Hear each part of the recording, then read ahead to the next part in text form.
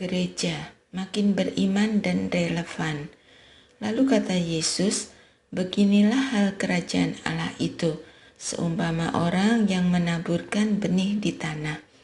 Lalu pada malam hari ia tidur, dan pada siang hari ia bangun, dan benih itu bertunas dan tumbuh. Bagaimana terjadinya tidak diketahui orang itu. Bumi dengan sendirinya mengeluarkan buah. Mula-mula tangkainya, lalu bulirnya.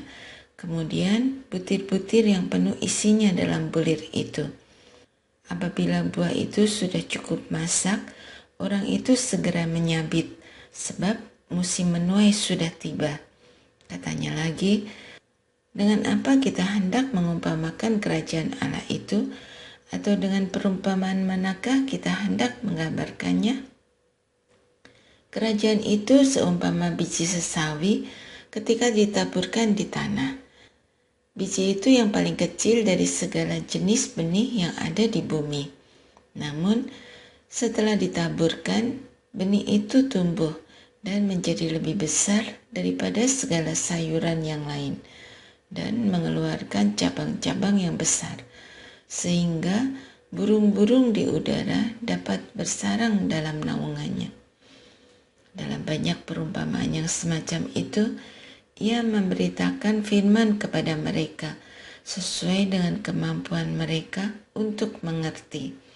Dan tanpa perumpamaan, ia tidak berkata-kata kepada mereka, tetapi kepada murid-muridnya, ia menguraikan segala sesuatu secara tersendiri. Hari ini kita akan merenungkan tema gereja, makin beriman dan relevan, berdasarkan Markus 4 ayat 26-34. Dalam perikop ini, Yesus memberikan dua perumpamaan tentang kerajaan Allah yang tumbuh secara misterius, mulai dari benih yang tumbuh tanpa diketahui prosesnya, hingga biji sesawi yang kecil namun menjadi pohon besar. Perumpamaan-perumpamaan ini mengajarkan kita bahwa kerajaan Allah tumbuh dengan cara yang tidak selalu dapat kita pahami atau kendalikan. Seperti perjalanan GKI Pondok Indah yang telah berkarya selama 40 tahun. Kita melihat bahwa pertumbuhan itu bukan hanya karena usaha kita semata, tetapi merupakan karya Allah yang bekerja di tengah-tengah kita. Selama 4 dekade, GKIPI telah mengalami banyak perubahan dan tantangan. Namun, dalam setiap masa, gereja kita terus bertumbuh dalam iman dan relevan dalam setiap era. Ini adalah bagian dari rencana Allah bagi dunia.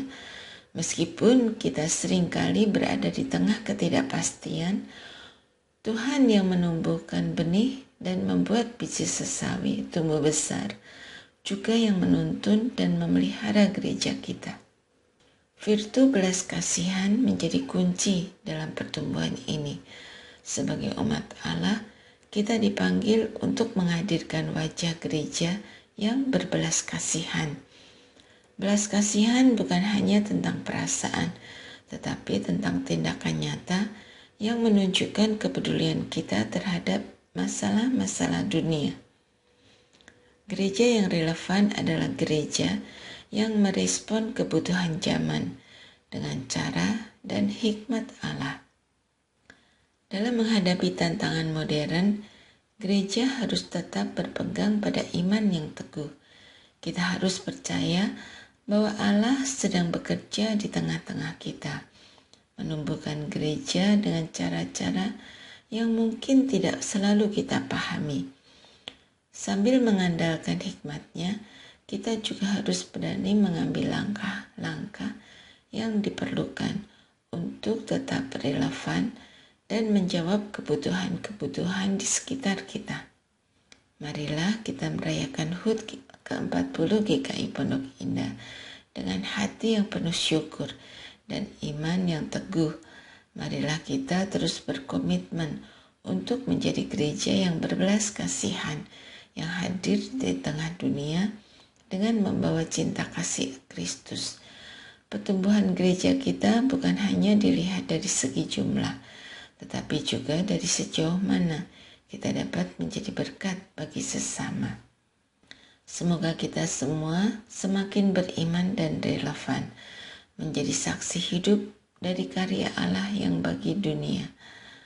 Dengan demikian, kita akan melihat bahwa apa yang kecil dan sederhana seperti biji sesawi dapat menjadi besar dan bermakna bagi kerajaan Allah. Diskusikan. 1. Bagaimana kita sebagai individu dan komunitas gereja dapat menghidupi virtu belas kasihan dalam kehidupan sehari-hari? Apa langkah konkret yang bisa kita ambil untuk menunjukkan kepedulian terhadap masalah-masalah dunia di sekitar kita? Pertanyaan ini mengajak peserta untuk merenungkan dan mencari tindakan nyata yang bisa mereka lakukan dalam menghidupi belas kasihan, baik secara personal maupun dalam komunitas gereja. 2. Apa tantangan terbesar yang kita hadapi dalam menjaga relevansi gereja di tengah perkembangan zaman dan perubahan sosial? Bagaimana kita dapat mengatasi tantangan-tantangan tersebut dengan iman dan hikmat Allah? Pertanyaan ini mendorong peserta untuk mengidentifikasi tantangan nyata yang dihadapi gereja dalam mempertahankan relevansinya dan mencari solusi yang berakar pada iman dan hikmat dari Tuhan.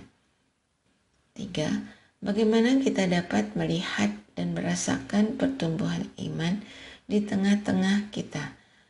Meskipun mungkin pertumbuhan itu tidak selalu terlihat jelas, bagikan pengalaman pribadi atau kesaksian tentang bagaimana Anda melihat Allah bekerja dalam kehidupan gereja kita.